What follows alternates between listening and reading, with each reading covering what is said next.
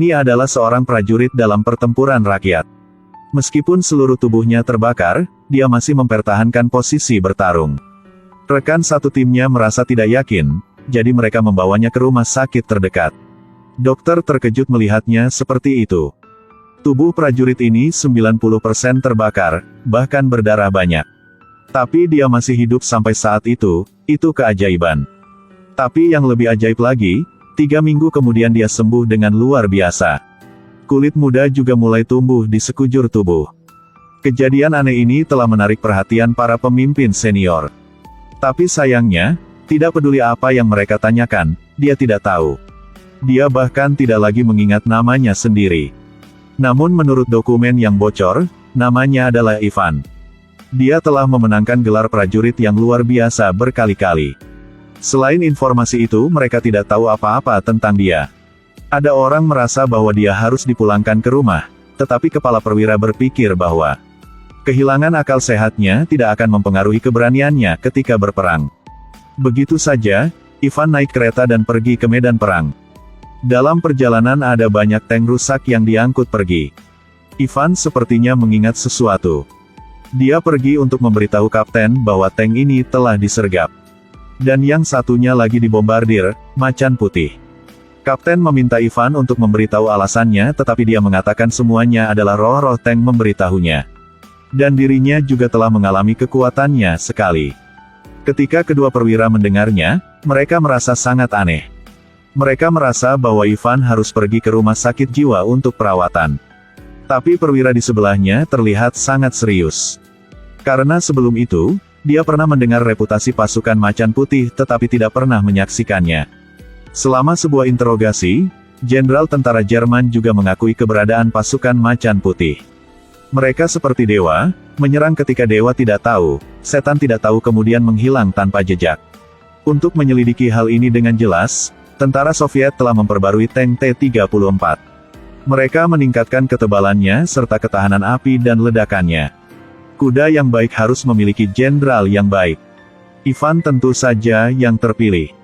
Dia menjadi komandan T-34 dan secara khusus dipromosikan ke pangkat letnan. Pada akhirnya dia naik tank T-34 dengan 2 rekan lain.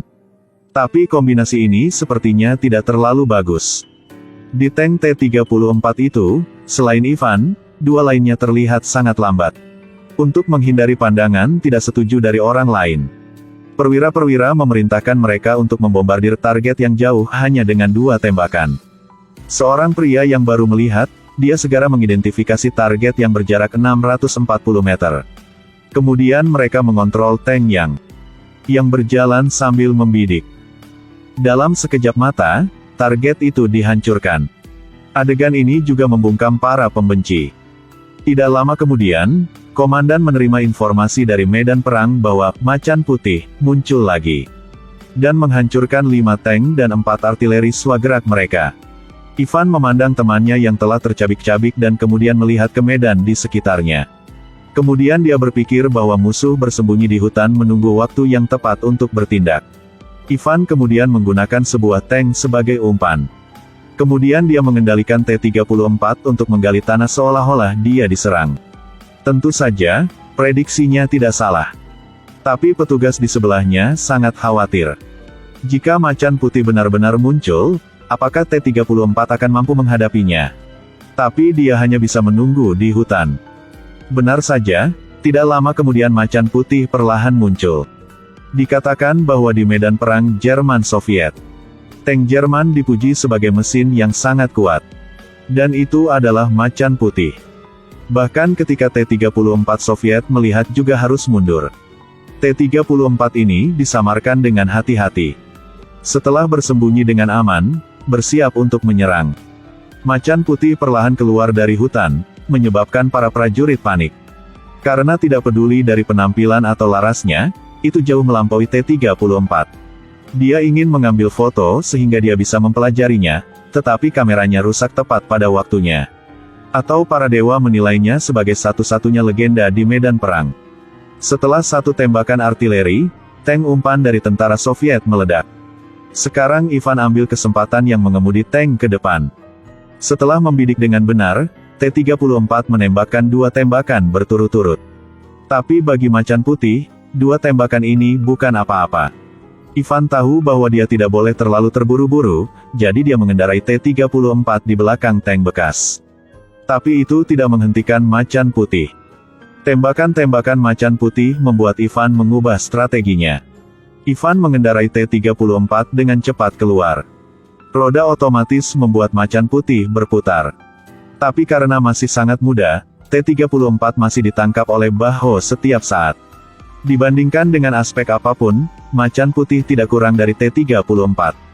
Bahkan jika mencari setengah hari, T-34 masih tidak dapat menemukan jejak macan putih. Begitu saja, saat mereka masih menunggu, T-34 ditembak hingga hancur. Untungnya, tidak ada yang terluka. Tapi T-34 rusak parah, mereka harus mengganti suku cadangnya. Dan buat yang baru. Kemudian mereka pergi untuk menyelidiki dan menemukan jejak yang ditinggalkan oleh macan putih. Pasti di tepi danau. Perwira berpikir macan putih telah di dasar danau. Namun, Ivan berpikir bahwa itu akan muncul dari tanah dan menyerang lagi. Perwira bertanya bagaimana dia bisa begitu yakin. Dia bilang dia bisa mendengar suara hati tank bekas di sini. Mereka semua menunggu macan putih dihancurkan. Terdengar seperti lelucon tapi itu kata-kata jujur Ivan. Tidak lama setelah pertempuran yang menentukan terjadi. Begitu komandan memberi perintah, tank-tank menembak sekaligus, bahkan tanah ingin berguncang. Kemudian semua tank bergegas ke pertempuran tanpa rasa takut. Karena dalam pertempuran ini, tidak ada yang tersisa untuk kalah. Hanya Ivan yang masih percaya bahwa macan putih itu ada. Seperti yang diharapkan, itu muncul. Ketika tank Soviet berbaris, mereka bertekad untuk dihancurkan. Ini adalah pertunjukan tank Jerman dalam Perang Dunia II. Beberapa tembakan membuat medan perang terbakar. Beberapa tentara yang tidak bisa melarikan diri yang dibakar di tempat. Macan putih Jerman hanya menembak 1 tembakan, tank Soviet juga harus mundur.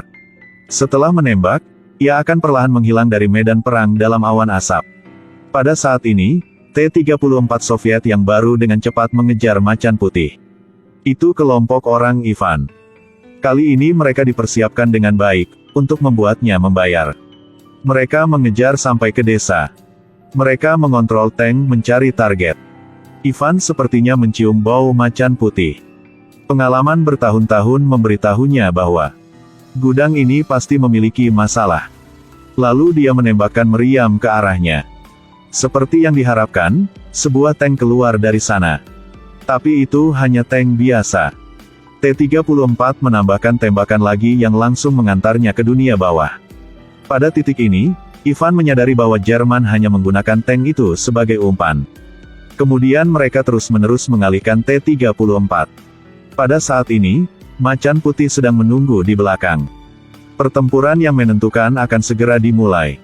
Macan putih menembak lebih dulu tetapi itu hanya untuk menguji meriam.